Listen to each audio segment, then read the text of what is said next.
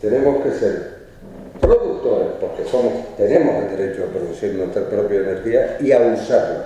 Somos usuarios, no autoconsumidores, que me parece lingüísticamente un salto en el vacío. Sí. Nada más, si está de acuerdo en el cambio lingüístico, pues estupendo. Totalmente, gracias. Gracias, Cipriano. Además, porque todavía hay un palabra más, quizás más al uso para esto, que es el de prosumidor, ¿no? Es decir, el asumir ese doble rol, ¿no? de consumidor y de productor al mismo tiempo, pero que efectivamente empieza por esa autoeducación también del ciudadano en general. Bueno, para no entrar aquí en más debate, pero sí hacer un poco presentación y ir al grano del asunto, gracias en primer lugar a la Fundación Santa Cruz Sostenible, a Caja 7, que también nos acoge hoy aquí, y a todos los compañeros, porque al fin y al cabo se están hablando aquí de iniciativas que está llevando adelante el Ayuntamiento de Santa Cruz, en la que de alguna forma, profesionalmente o en otras instancias, en otros momentos también profesionales, pues nos ha tocado compartir también, ¿no? Desde low carbon hasta ecoeje, etcétera, etcétera. Al final resulta que somos más o menos los mismos los que estamos en todo. Bueno, pues como pongo aquí un poco en el título de nuestra presentación, autoconsumo, autoproducción, ya la voy a intentar corregir a lo largo de la presentación, renovable en la ciudad inteligente, y que esto además lo haga una asociación de jóvenes empresarios, puede llamar un poco a curiosidad o a saber exactamente de por qué esto desde una organización aparentemente multisectorial, ¿no? Bueno, en primer lugar voy a pasar muy por encima de quiénes somos para que ustedes también lo tengan un poco claro. Y al fin y al cabo, Jóvenes Empresarios es una asociación empresarial como cualquier otra de tantas que existen, que se creó en el año 2008, de carácter multisectorial,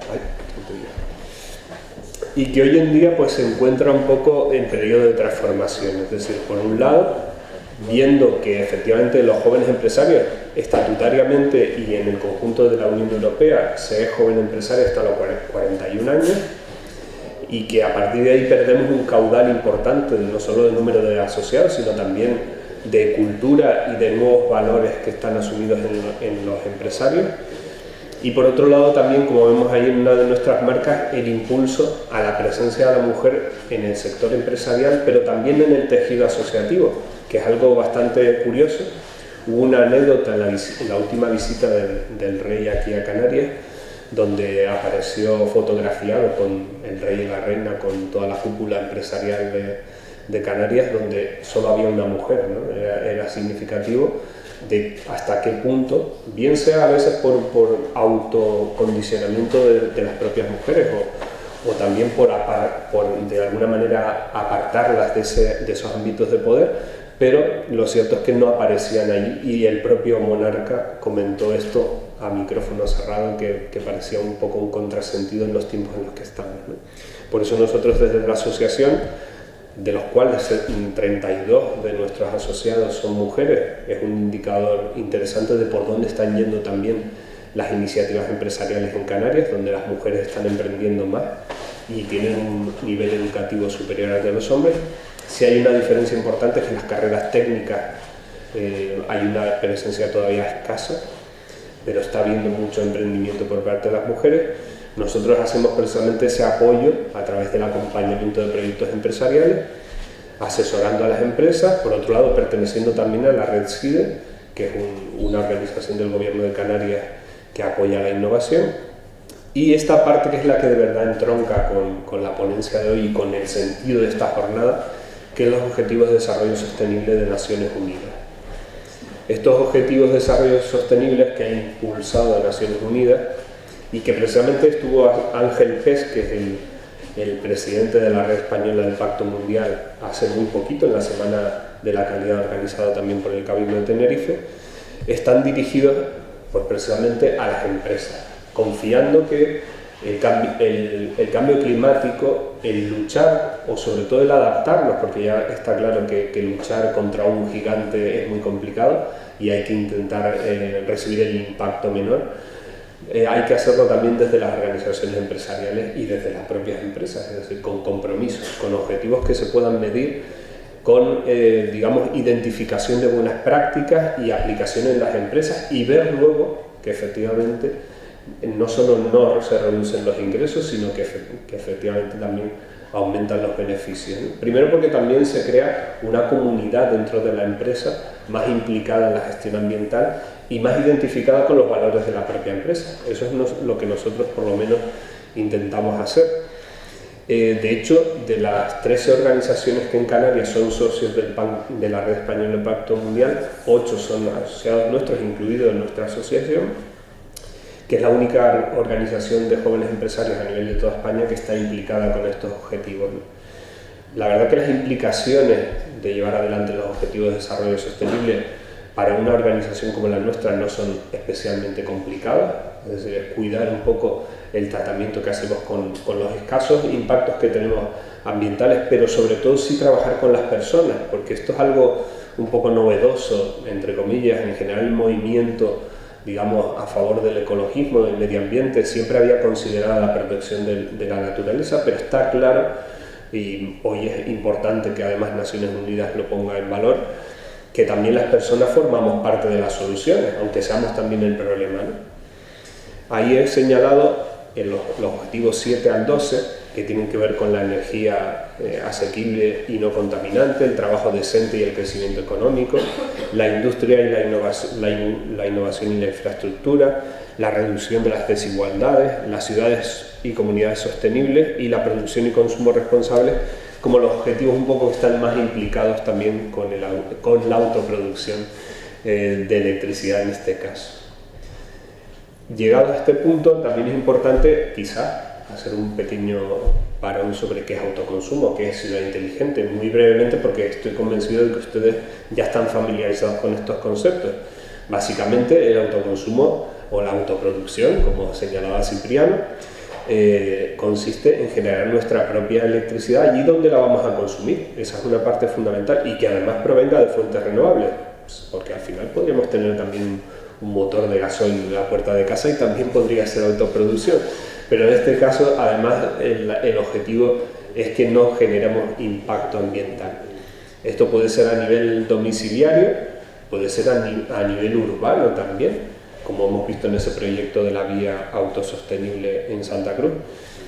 Y en este sistema que pueden ver aquí de cualquier vivienda aislada, donde se ve esa combinación de eólica y fotovoltaica, además de acumulación, sí es cierto que hay una X ahí en uno de los puntos que ustedes pueden ver, y es porque todavía nos queda mucho camino que recorrer, como es ese balance neto. Es decir, actualmente cuando la gente genera su propia energía en una instalación interior, en una nave industrial o en una vivienda, lamentablemente no obtiene a cambio una compensación ni económica ni en los saldos energéticos que vierte a la red, en caso de que lo hagan, lo cual aparentemente y sin aparentemente es un contrasentido, es decir, estamos regalando energía cuando no la consumimos.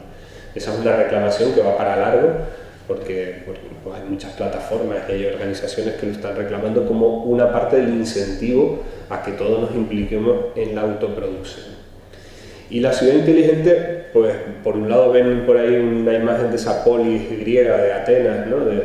de lo que fue el pasado, esas ciudades concebidas como sistemas integrados, ¿no? Sistemas donde digamos se recibían del entorno aquellos recursos que se necesitaban en el interior y se consumían, pero que también eran ciudades para defenderse, ¿no? En cierta manera.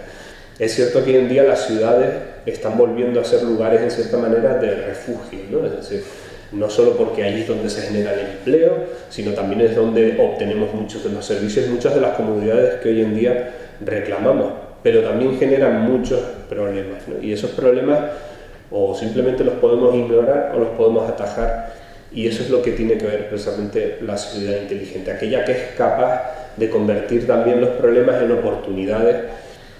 Aunque habitualmente estamos identificando ciudades inteligentes con tener aplicaciones móviles en las manos, con tener una conexión permanente a Internet, con que nuestros datos estén circulando, digamos, en una nube continuamente, pero es cierto que si hablamos de ciudades inteligentes, no solo tenemos que hablar de terminales inteligentes como los móviles que llevamos cada uno de nosotros, o los vehículos conectados, o los electrodomésticos conectados, sino sobre todo, y esta es la parte clave aquí, el ciudadano inteligente, porque de nada nos sirve tener una ciudad perfectamente conectada si luego nosotros no somos inteligentes para aplicar las medidas, porque somos realmente la última frontera de la inteligencia en la energía y en general en todo lo que manejamos en el día a día.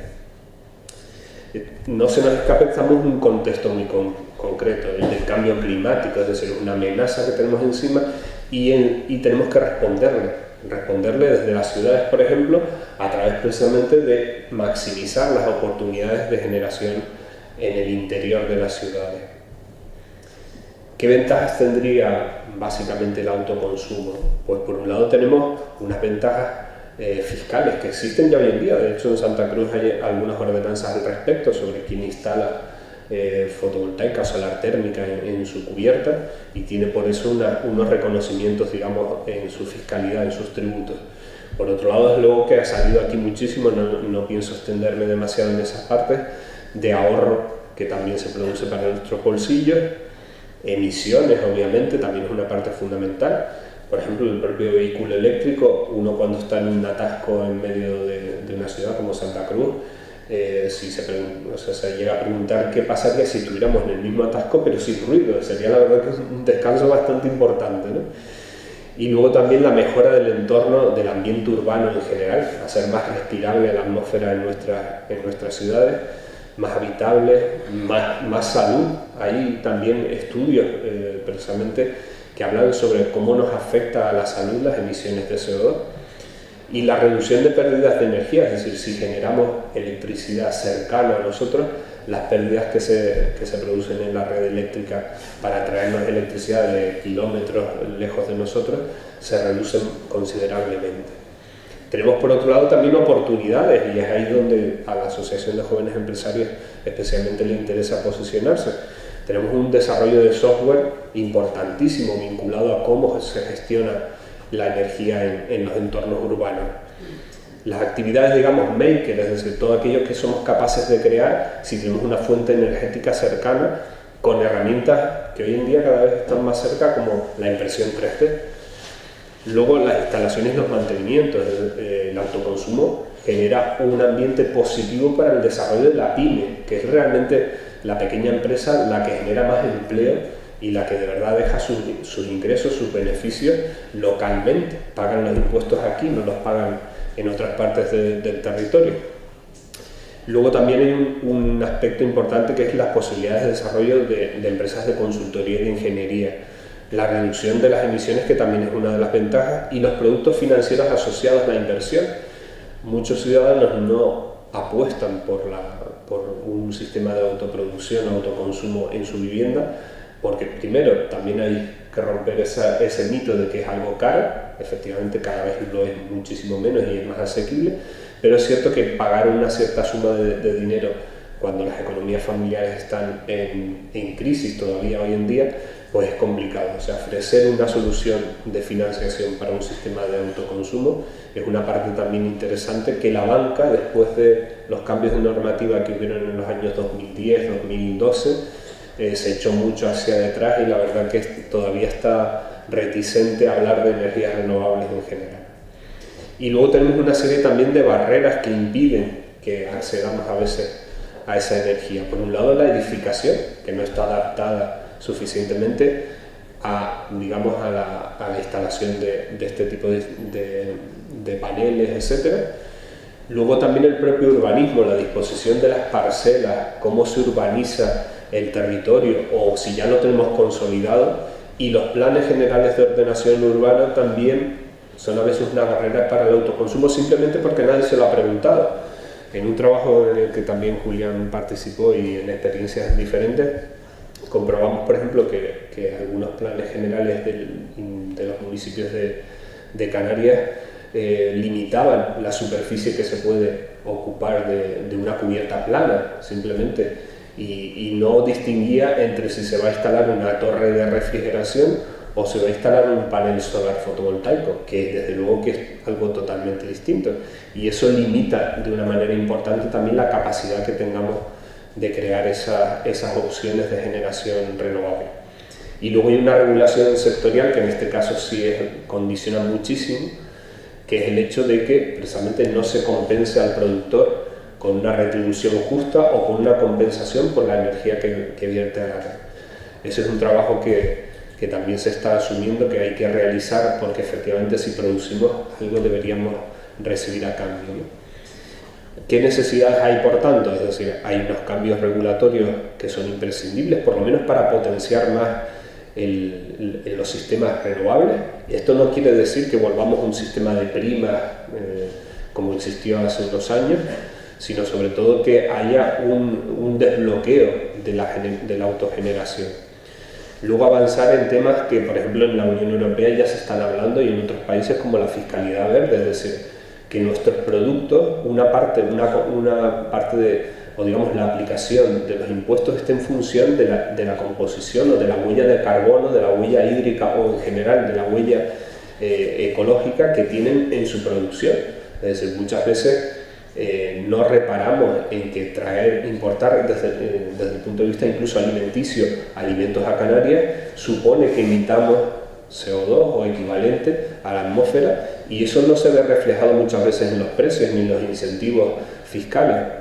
Si esto lo tuviésemos en cuenta, significaría probablemente oportunidades para generar alimentos localmente, puesto que trasladarlos hasta aquí sería más, tendría un menor impacto, ¿no? Ese balance neto del que hablábamos también habría que regularlo. La integración de los criterios en la contratación pública, es decir, ¿por qué no una contratación pública que tenga en cuenta también que los productos sean ecológicos? Se está avanzando en esta vía, pero más despacio de lo que sería deseable. Y tenemos ejemplos locales también de autoconsumo, de solar fotovoltaica en particular en el municipio de Santa Cruz. Hay edificios públicos como el del distrito Ofra, donde ya hay instaladas autoconsumo, o algunas naves industriales en el polígono El Mayorazgo, que también ya tienen cubierto su superficie con solar fotovoltaica.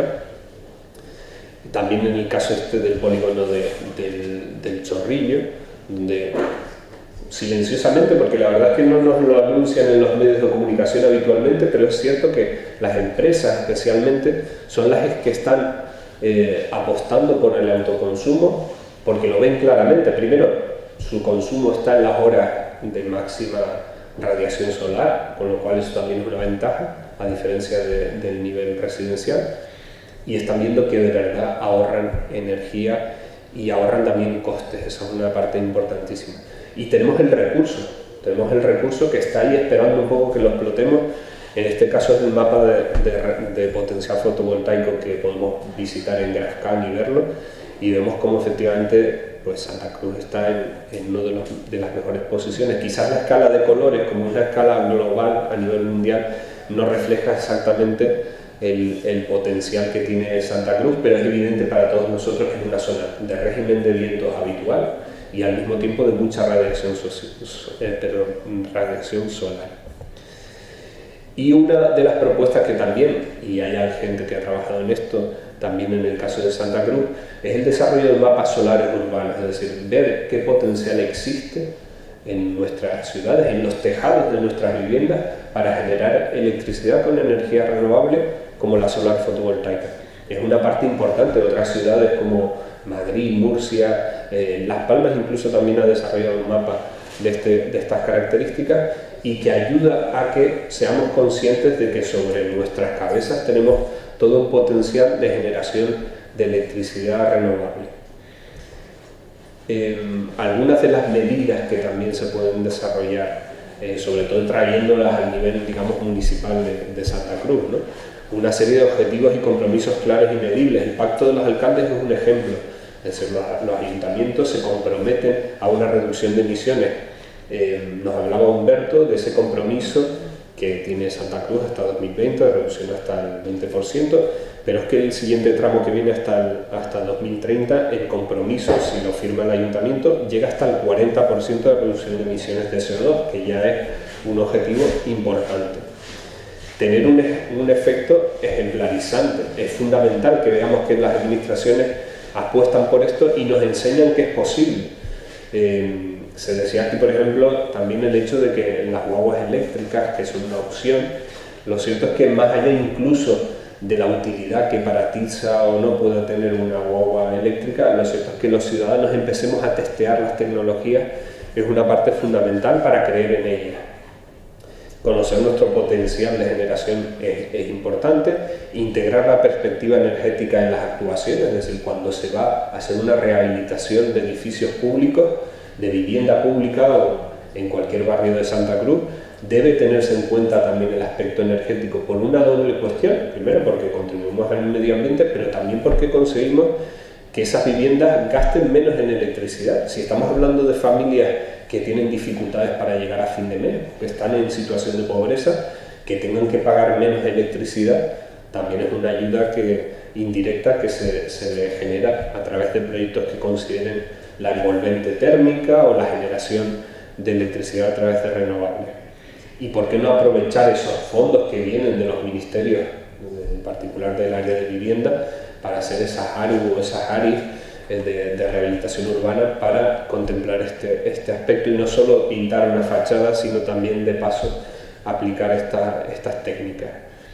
Establecer instrumentos de incentivos, también en forma de penalizaciones, esa parte fiscal, esas ordenanzas que también podrían ayudar a que los ciudadanos nos convenzamos de la importancia y lo veamos también de una forma práctica. Y luego una parte importante que es invertir en soft en lugar de en hard. No significa que renunciemos a las grandes infraestructuras, sino simplemente que estemos centrados en infraestructuras que nos permiten que sean flexibles. Es decir, una marquesina fotovoltaica, por ejemplo, es algo relativamente fácil de instalar e igualmente fácil de desmontar y de colocar en otro lugar. Es en ese tipo de digamos, inversiones en las que se tienen que mover las administraciones y no tanto en grandes infraestructuras que al final requieren también muchas veces de grandes inversiones de mantenimiento. Y bueno, yo lo dejo hasta aquí y si hay alguna pregunta un poco en el público, pues... Muy bien, pues estupendo que desde la Asociación de Jóvenes Empresarios se manifiesten.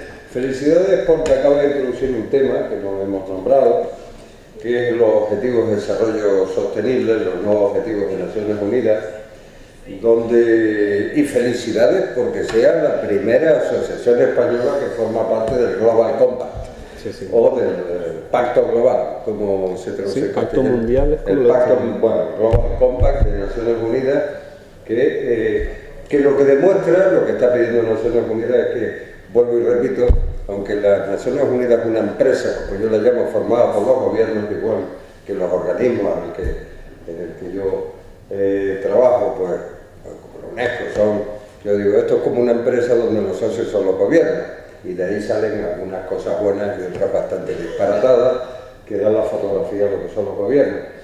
Pero por fin Naciones Unidas ha tirado toalla y dice, es el mundo empresarial el que va a hacer realmente el cambio, que era el mensaje. Y en este caso, lo único que pasa y felicidades por formar parte de ese llamamiento de Naciones Unidas y que sea desde Canarias, desde los insulares, porque los insulares somos los más llamados a cooperar en estos temas, porque en eso nos va la vida.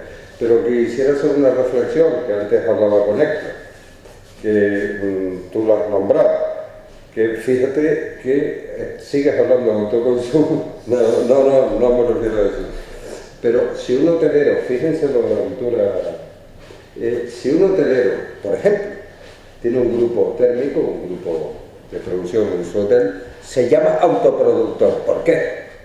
Porque es un hotelero, porque es una industria, porque tiene un grupo potente de energía convencional. Pero si tú eres un desgraciado que tienes una instalación potente, por muy grande que la tengas, eres un ciudadano y un ciudadano nunca puede ser un productor. Los productores son las empresas grandes y de vez en cuando alguna que anda por ahí. Este es el cambio de cultura. Y sobre todo, este cambio de cultura lo tenemos incluso en Naciones Unidas. Esa contaminación tan brutal está en Naciones Unidas. Estoy diciendo que por primera vez tenemos los Objetivos de Desarrollo Sostenible, que más allá, primero fue el medio ambiente con Río, luego fueron los Objetivos del Milenio dedicados a la pobreza, y hoy tenemos un marco de objetivos para la comunidad internacional bastante completo.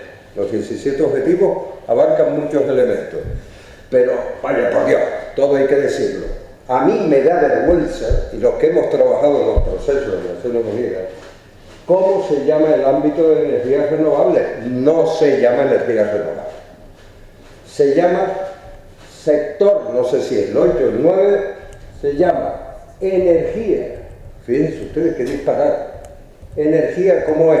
Accesible y energía accesible y limpia. Asequible y no contaminante. Bueno, energía accesible y no contaminante. Fíjense ustedes, porque eso lo hemos vivido, la cantidad de vueltas que hay que darle a decir, vamos a ver, ¿qué no es contaminante?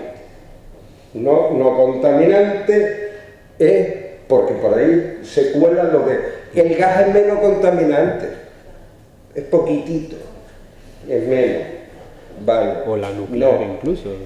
Y la nuclear dice que no es contaminante, que manda lo que hay que mandar, cuando deja un residuo de 30.000 años, pero eso no, eso es aparte, pero no contamina porque no emite CO2. Fíjense ustedes las presiones todavía del pool energético, de la energía sucia, y repito, la llamamos energía sucia de organismos como los ECO, porque, no solo porque contamine y genere cambio climático, sino porque produce guerra, inseguridad y desigualdad. ¿Entiendes? Y entonces, esa energía sucia, fíjense todavía el poder que tiene sobre nosotros. Y en la comunidad, tanto es así el poder que tiene, que obligan al panel de Naciones Unidas a cambiar y no poner el nombre natural, la única energía no contaminante y accesible, porque hoy China ha colocado la fotovoltaica, simplemente por un dato, accesible por un dato. El REN 21, que es el que hace el reporte mundial de las renovables, la organización de la que yo pertenezco también, que hacemos el reporte mundial de las renovables, ha detectado que este año, desde el año pasado, por primera vez, en potencia, gran potencia instalada a nivel mundial, las renovables representan el 69%. ¿Vale? Las convencionales, las nuevas instalaciones, las convencionales son el 49%. ¿De qué estamos hablando? ¿Qué chorradas estamos hablando? Si la propia gran industria, los grandes productores, el 70% de la nueva instalación mundial, no estamos hablando del autoconsumidor, sino de la gran producción mundial, las nuevas instalaciones, el 70% son renovables. O sea, es el mercado que lo ha marcado ya. Entonces, ¿cómo seguimos todavía sometidos, perdonen la disquisición, pero esto es que me ponen los nervios? Porque ahora mismo deberíamos estar todos en esta sala simplemente diciendo, no hay ninguna barrera, no hay ningún tema, y lo único que tenemos es cómo trabajar por tener vehículos eléctricos, 100% renovables, ciudades inteligentes, sin ninguna barrera, sin comparativa con las renovables, porque no lo han dictado los gobiernos, ni los ciudadanos, lo ha dictado ya el mercado. Esta es la realidad.